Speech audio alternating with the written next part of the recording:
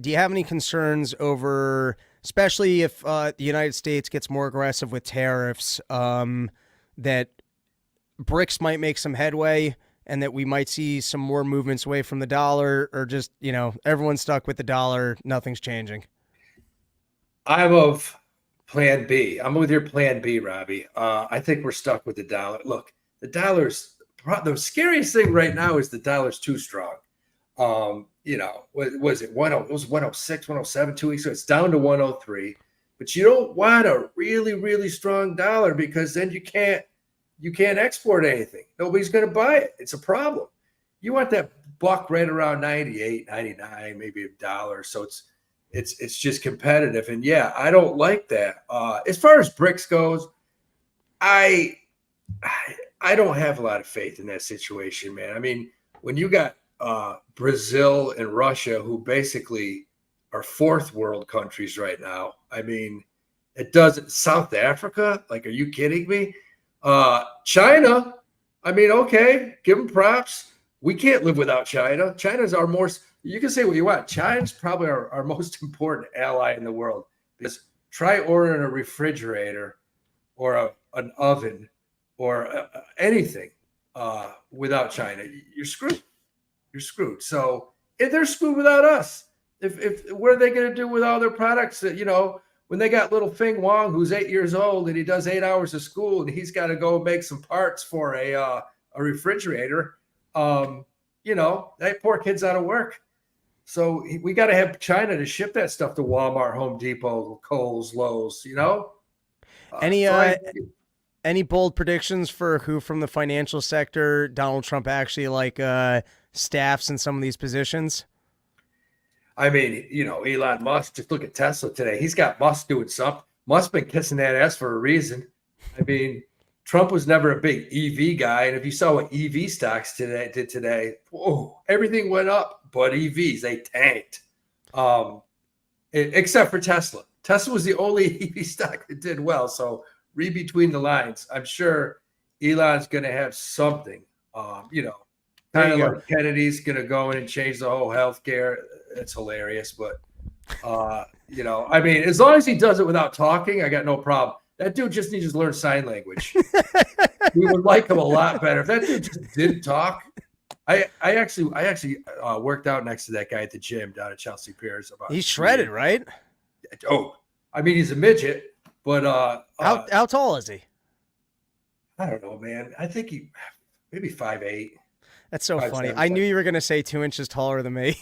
No, I think you're bigger than him, honestly. There's no, I'm like 5'6". So what do you think? He's like 5'2" or 5'4"? It's just, I remember really short, but you're not kidding. No, he's a strong little bastard, man. He had 4 plates up on the bench, man. He was, there you go. Yeah, he's strong. Can you help me, Howie? Dude, I can't. I mean, I listen to him and it makes you want to just punch and kick a small kid.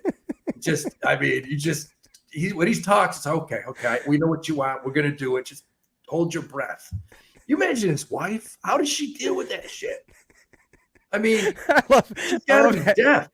I love you're like, listen, you can change the entire nutrition of this country and get rid of the vaccines, but can you just write it out for me so I don't have to hear you tell me it? Do whatever you want. We'll do anything. Just, don't breathe. All right. Love it. Howie, what do you got to plug before I switch over to my man, just look, we got a podcast, myself, Sam Tripoli. I almost called him Tom Tripoli. Sam Tripoli. It's called Cash Daddies. I got a podcast I've had going now for like 4 months. It's cranking. It's called The Degenerate Gamblers. You can see it on How We Do We on YouTube. Follow it. If you're into any type of, betting, football, basketball, hockey, women's jello wrestling, everything, we got it. We have odds for it. I'm telling you, it's crazy. All right. The Degenerate Gamblers, baby. Pleasure. Let's hang out in the city soon, my friend. Absolutely, brother. All right. Later, Mr. Howie. Peace. And now we switch it over to the final guest of the evening, fresh off the election, Bobby the Bank. Are you excited for Trump round 2? Is this good for Sheath Universe? Was Kamala Harris bringing too much regulation to the underwear landscape? I don't think I don't think it can get any worse. I feel like it's going to get better, hopefully. I like the optimism. I heard the stock market went up like 1.2 trillion today, which I don't know how true that is. My friends, I got one of text group, and they're all like super excited. I have my reservations. I never voted for Trump, but I've always been like kind of a fan. I wanted to be on The Apprentice. I think he's a baller. I think he's cool. And but the like the China issue where he's always kind of like bad mouthing China. I don't Yeah, really like that. that's when you got to get your old SEAL team together and go over to China and actually steal your own crates back. I know the Yeah. way Sheath operates. I remember what happened during COVID. Well, it was called Operation Underwater SEAL Team Sheath, and there was like what is that, a bottleneck of all the cargo Yeah, ships, and we you had to get your Iraq vets friends together so you could steal back your own stuff from the port. yeah, you remember. I told you about it. It's been long enough. I think we're past the I'm still waiting for when that movie comes out, and I'm hoping that you're played by by that time will be a wheelchair Arnold Schwarzenegger, but I feel like that'll be a better representation of your character, so it'll make sense. I think what was he like, Rambo Commando? Yeah, back in the day. They could do like an AI generated version of him when he was young, like to make him look more like me. Real, you want it to be I think it realistic. all makes sense. So can we talk about the spiritual journey you went on and trying to talk with the machine elves to better understand the needs of people in their undergarments? I wanted to get a better understanding of myself. So I don't, if most people probably know like Joe Rogan and watch him, obviously. There was a guy named Sean Harris or Sean Ryan, and he's an ex like SEAL guy, and he went on there and was talking about the benefits of ibogaine. And ibogaine is this psychedelic drug, but it's not like mushrooms or acid So it's or not. Is it like ecstasy. ayahuasca or toad venom, or we're talking about something No, totally different? no, it's something totally different. What does it come It from? Like, what's the origin of ibogaine? Ibogaine is from, it's an African plant root type thing, and I don't know who was testing this out or found any benefits from it, but a lot of people are saying that my energy is different and I'm like they're liking this, and I feel less anxiety. Okay, it's now been about 3 weeks since I took my last dose. I did 2 trips while I was in Mexico, and I was going there to kind of like sleep better, get over my anxiety, and just be an overall like reborn, have like this soul cleansing experience. But it was more like a soul nightmarish experience, and I just want to like tell people the truth about it, because when you hear it on Rogan and he's kind of like glamorizing it, and I love my boy JRE, but whatever. It he doesn't know. He didn't do it. This guy comes onto a show and tells everybody like how much better he was after having this experience, but they don't tell you how bad the experience was. He was saying how he was seeing these visions playing, passing by, like in this dream state, and that was actually somewhat true. Mine was more like these Marvel comic flashes. You know how like in at the beginning of a new Marvel movie, it's like these little comic strip images. That's what I was experiencing, but they were your worst anxieties, thoughts, insecurities, uh, things you did But wrong it's when you like were comic young. book panels just coming past you. But they won't stop. And another thing they don't tell you is it's like 2 days. It's not like 6 hours or 8 hours. It lasts for days, and and you have to do it twice. I was there for 8 days in This is a Cobb. commitment. You know when the last time I It took 8 days for vacation was? it wasn't a vacation, but it was a commitment. I was really trying to just be my best self and go have this experience What to. happens if you quit out in the middle? You just now you're stuck in the trip for the rest of your life. It's one of those things, like not finishing Jumanji. No, I was actually after the first one. you have to wait 4 days and you do it again. So I was Oh, after the first one, I was like, I'm not doing it again. that sounds terrible. It was terrible. Okay, and I was like, that was so horrible. There's no fucking way in hell I'm doing that again. But I paid for the 8 days and the 2 trips, and after Oh, so the like Jew the in you fourth, was like, oh, if I paid for two, I'm not yes, just doing one. yeah, and by this time, like 4 days after, because like I took it on day two, and then by like day five, I'm like, you know what? I feel pretty good. I guess I'll do it. I don't know. It was crazy. I'm like, okay, fine, I'll do it again. What was the And claim? What was the pitch of why you have to do it twice, other than them upselling you of no, you can't just do this once? I think you could do it once if you took a higher dose, maybe. I think they're trying to like make it as acclim- just easy to process as possible. It's already really hard. And I feel I asked the same question. Why the fuck do I need to do it twice? Once is bad enough. I hear him on Rogan. He didn't say anything about doing it I gotta twice. say, of the different hallucinogens, this has the worst pitch of any I've ever heard. So, like, at least with DMT, it's short. You seem to have a totally out of body experience, which is actually almost like I've never done it, but from what people describe, it's like sensory overload where it's incredibly visually intriguing. And then people seem to walk away with one of a couple experiences of seeing the machine elves, seeing them reborn, seeing the whole universe, but like visually incredible. And then, I don't know, maybe they walk away with some sort of a higher thought of themselves or the universe or not. Or, What I well for DMT, what I got from it was that we can't like consciousness can't exist outside of the body because I left my body. I went through the wormhole, ended up on the other side, saw what weren't machine elves but were jesters, and the jesters were having tea in a glass house, and they were having like this conversation, and they like see me, one of them pop out of a wall, and he goes, shh. And from that, I intuited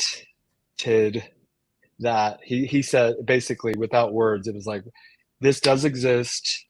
We're here. We have everything under control. You don't need to be here. You need to go back to your dimension and kick ass over there. Like, and don't come back, essentially. And I haven't been back because it was real.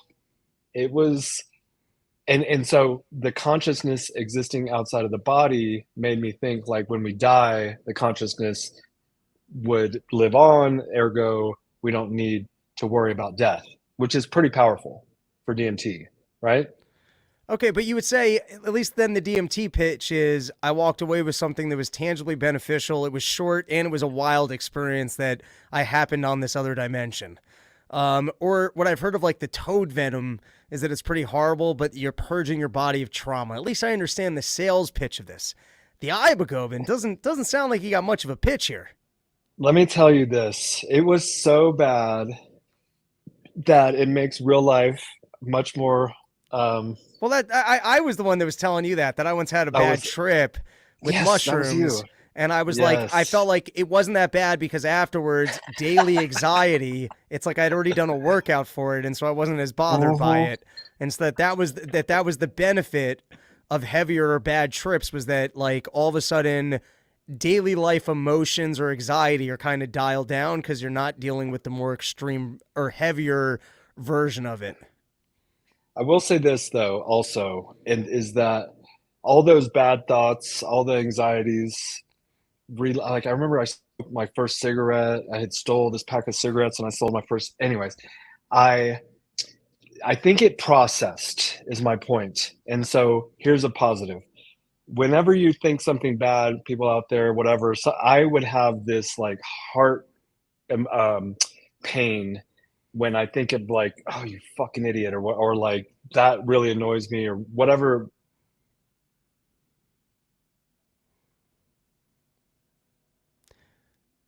I think Robert might have frozen up on us here. Let's give him a second, see if he clicks back in, or maybe I'm the frozen one and I'm just over talking him. I don't see anything in the comments at the moment, so I don't know who froze here. Is it me? Is it Robert? Let's give it a second.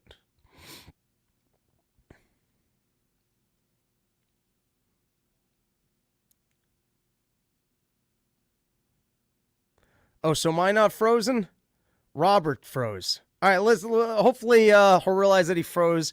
He'll go and he come back. Thank you for letting me know. Let's take a couple comments from people in the chat, and then I had a bunch of clips from the election coverage I wanted to play. So maybe you know what? Let me text Robert that he's got to reset.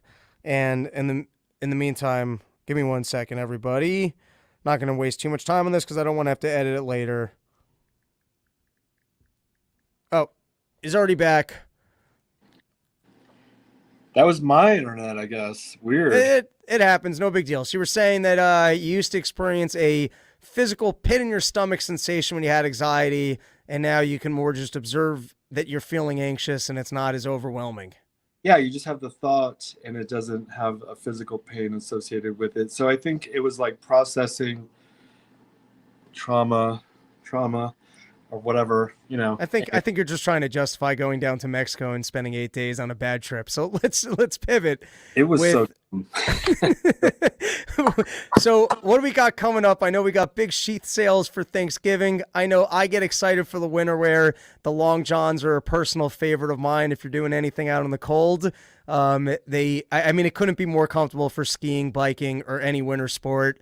As an undergarment, what else do we got coming out? What are the big sales? What can people look forward to? Thank you so much for allowing me to promote Sheath. I don't know if you guys know this, but I did invent. He was right there, ready to tell us about the latest and greatest. All right, he'll be back soon enough. Let's play a couple clips and we'll call it an episode. God. Oh, Robert's back. Robert, give us the pitch. Fucking psycho. No, you're here. Okay. You got to sheath.com. We are doing our holiday sale. It's coming up in about 9 days. November 20th, I would say, actually. So just put it on your calendar. We're going to do 40% off site-wide, all the shit. We have new styles coming out. We just came out with this new, you're wearing a plaid shirt. This is called Buffalo Plaid. We did this whole campaign. It's, people like the plaid thing. It's like the Kurt Cobain, but we got it for your underwear. And people are really liking it. Get the Run Your Mouth skull. I'll license it to you. Oh, thank you. You're too kind. Yeah, I mean, just know that you're supporting Sheath. You're supporting Robbie the Fire, comedy, people reaching for their goals and dreams. The Sheath jet soon enough, my friend. Yeah, this year's been funky.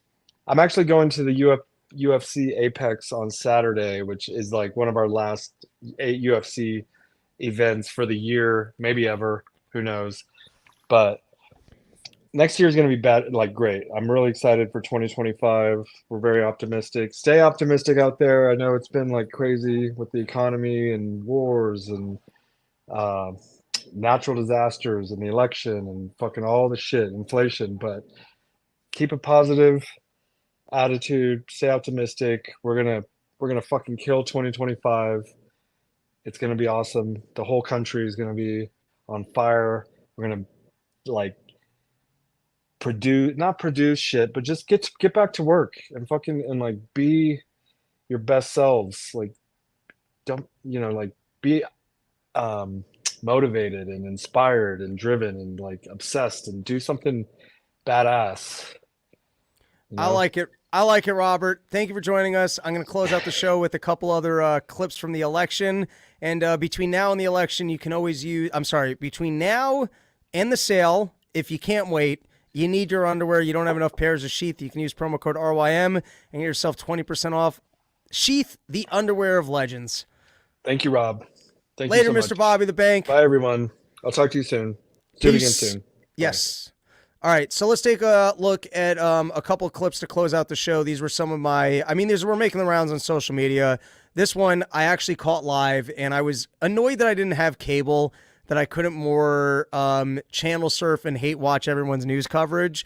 But my God, I was so fortunate to catch this moment live, and to just slowly watch the souls of the little bit of humanity that these demons have as they're being caught with their pants down. You're running your Ponzi scheme, you're out there lying, and all of a sudden the investors start to find out, and the parade, it's over. It's starting to get rained on, and you start realizing, hey, we might not be able to get away with this any longer. And so they had been selling Kamala Harris hard, and so here you have...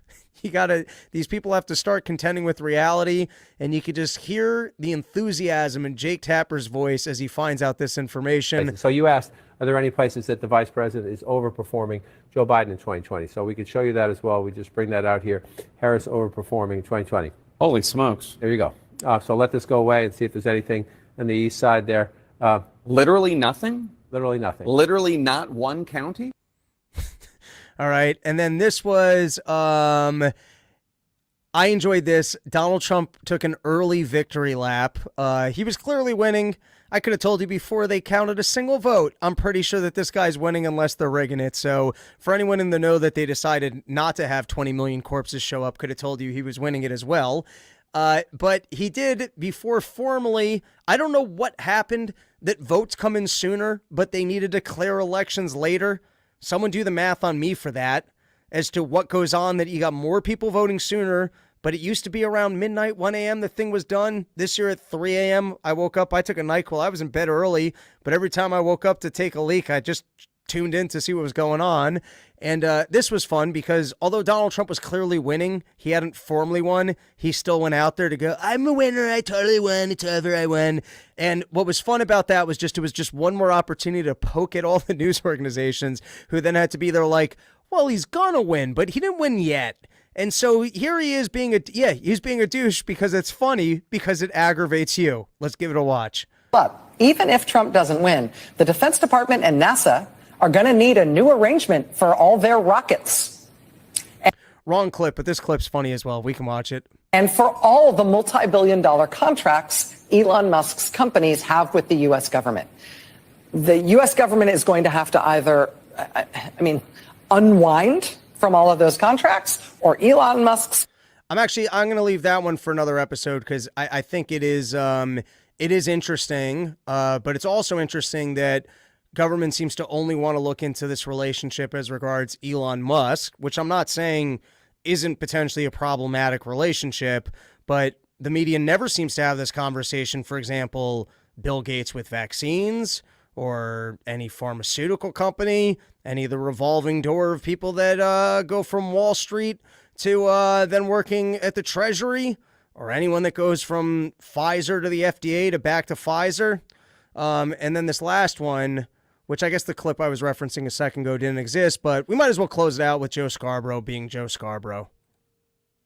We still have an electorate, 70 million plus, that will be voting for a man who said he was going to assassinate for treason the chairman of the Joint Chiefs because he didn't support him on January the 6th, who has said just in recent days he was going to execute Liz Cheney with a firing squad, 9 guns pointed and shooting at her face. A man who has said that he was going to shut down CBS because he didn't like how they edited an interview. A man who said he was going to be a dictator from day one. A man who said he was going to terminate the Constitution. A man who said he was going to use the army and he was going to use the National Guard on his political opponents. I literally could go on all day, and yet you talk to Trump voters and they'll go, he didn't say that. Wait, now I didn't hear him. And then you say, well, here's the quote, and then they'll go, yeah, he didn't mean that. So there's something for. The voters don't agree with my dramatic interpretations of Donald Trump's statements. More long-lasting than just Donald Trump, the candidate. There is a sort of Russian embrace of disinformation, a radical devaluing of truth over the last 9 to 10 years, and a complete ignorance on civics and what the term Madisonian democracy even means, what checks and balances even means. Well, we'll call it there, but I'm guessing that it's going to be the end of this temper tantrum because no one wants to hear it anymore. It's not true. Our democracy is not going to be over. We have other problems to contend with, such as the debt, government spending, inflating bubbles, and ongoing wars And there's a lot of things. There's a lot of problems. But it's none of the things that the media has been yelling and screaming about. And I think people are going to have had enough of it. That's the episode. Thank you for hanging out with us once again. Go check out my special, Robbie the Fire, all one word, on YouTube. If you don't follow that channel, that's where you'll find all the stand-up comedy stuff, old sketches and otherwise. This weekend, I'm opening up for Dave Smith out in Poughkeepsie. And then on Sunday, we are in Philadelphia. Other than that, I'm going to be home a whole bunch. We're going to be doing some more podcasting, making some studio improvements. Thank you to our sponsors, YoKratom.com, home of the $6 a kilo, and of course, SheathUnderwear.com, home of the greatest underwear that's ever graced the balls of man. And Howie Dewey for stock picks. That's the episode. Have a good one. Thanks for joining. Ladies and gentlemen, welcome to the Tim Dillon Show. Our good friend Sean P. Diddy Combs in hot water, in a little bit of trouble with the government. Feds search P. Diddy's mansions in Miami on Star Island and here in Beverly Hills because of allegations of sex trafficking and I think rape and drugs and assault, sexual assault, and